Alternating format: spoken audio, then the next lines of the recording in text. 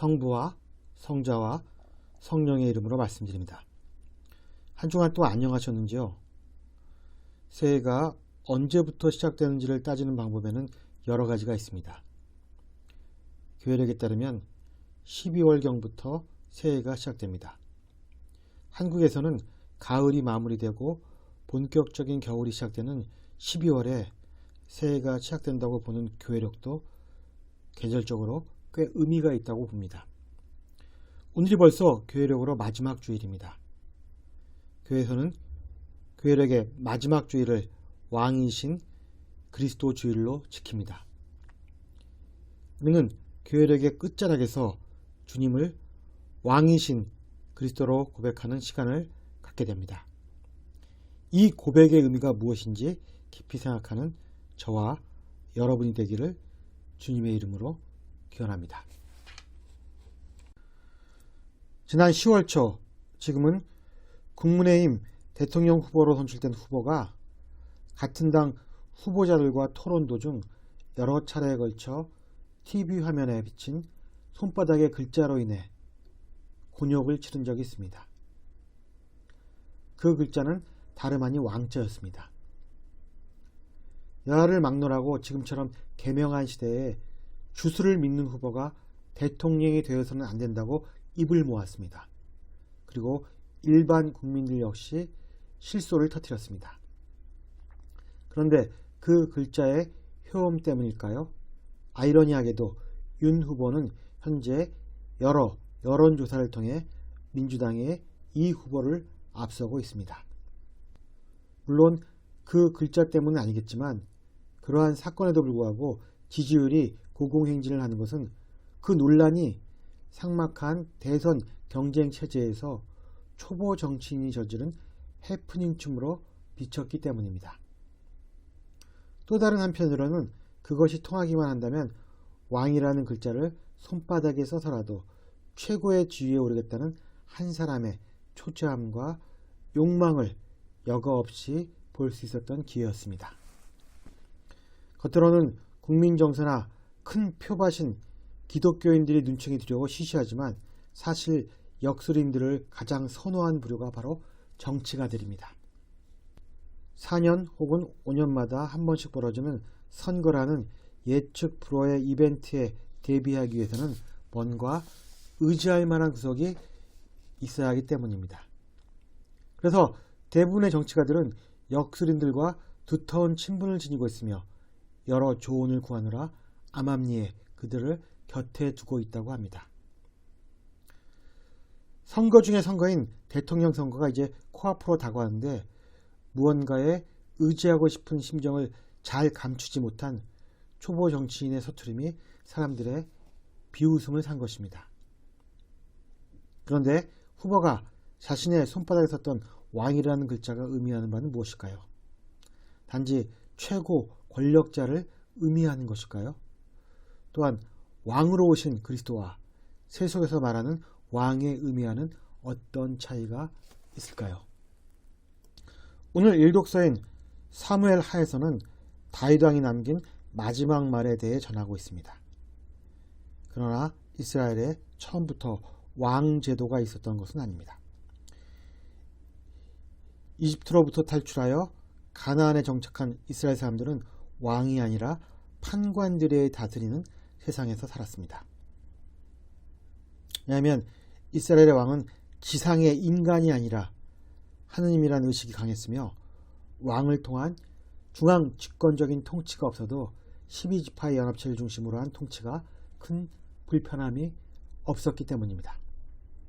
그러나 제사장이며 예언자이며 판관의 역할을 수행하던 사무엘의 아들들이 뇌물을 받고 재판을 하는 등의 비리가 만연해지고 또한 치안도 불안해지자 사무엘은 백성들의 원성을 사게 됩니다.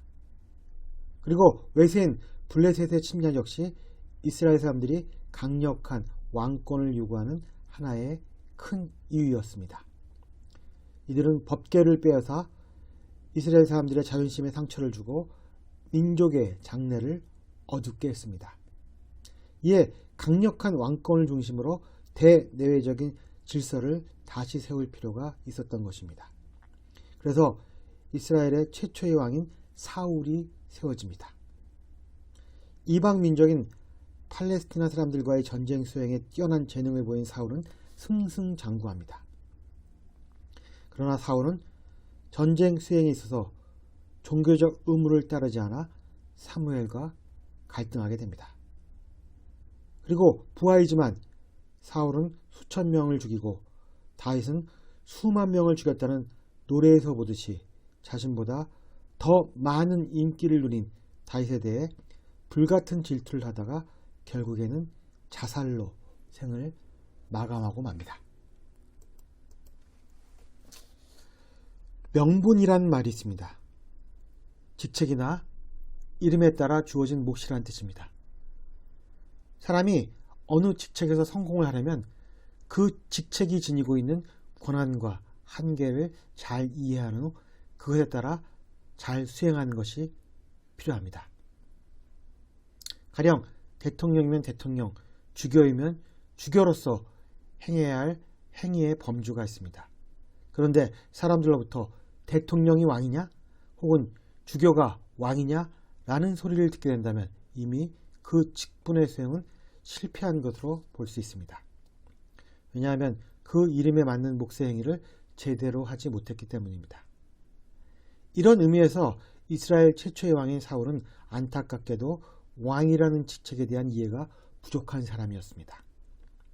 반면 오늘 사무엘 하에 나오는 왕으로서의 다윗의 고백은 왕이 무슨 일을 하는지에 대해 정확하게 이해하고 있음을 보여줍니다. 그리고 이러한 왕으로서의 자기 이해가 그의 많은 결함에도 불구하고 다윗을 이스라엘의 성군으로 기억하게 하는 것입니다. 백성을 정의로 다스리는 자, 하느님 두려운 줄 알고 왕 노릇할 자, 그는 아침에 터져오는 햇빛, 구름이 거친 아침의 해와 같아 이슬을 머금은 푸성기가 땅에서 이 빛을 받아 자란다. 다윗은 왕이 갖춰야 할 가장 필요한 덕목을 정의의 수호와 하나님에 대한 경외라고 파악합니다. 이에 따라 하늘 두려운 줄 모르는 자들은 마치 빈들의 가시나무와 같아 사람들이 집었다가도 곧 내버린다고 하여 사울왕의 실패의 원인이 무엇인지도 정확하게 집어내고 있습니다. 오늘 복음에서 빌라도는 예수님을 자신의 관저에 불러놓고 네가 유다인의 왕인가? 라고 묻습니다.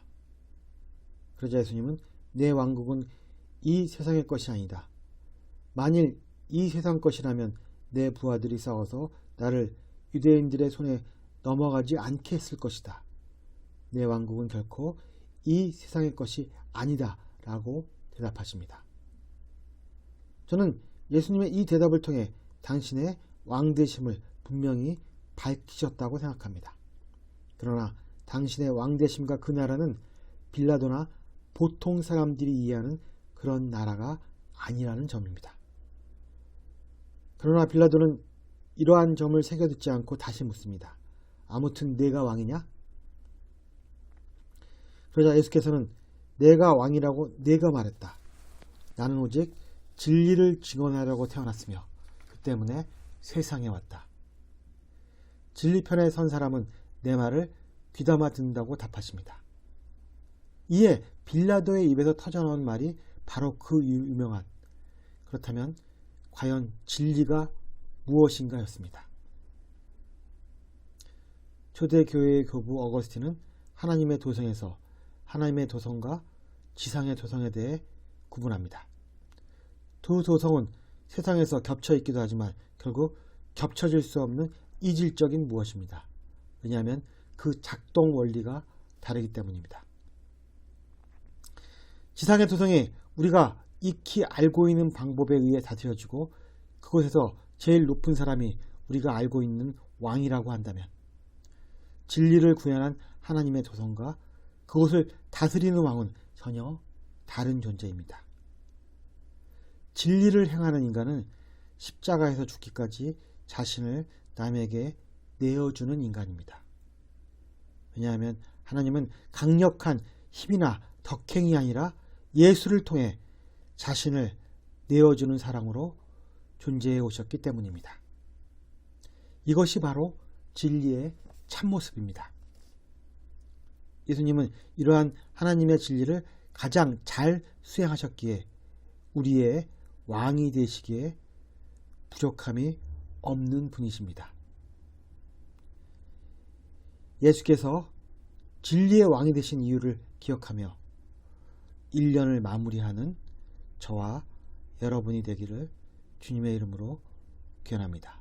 성부와 성자와 성령의 이름으로 말씀드렸습니다. 아멘.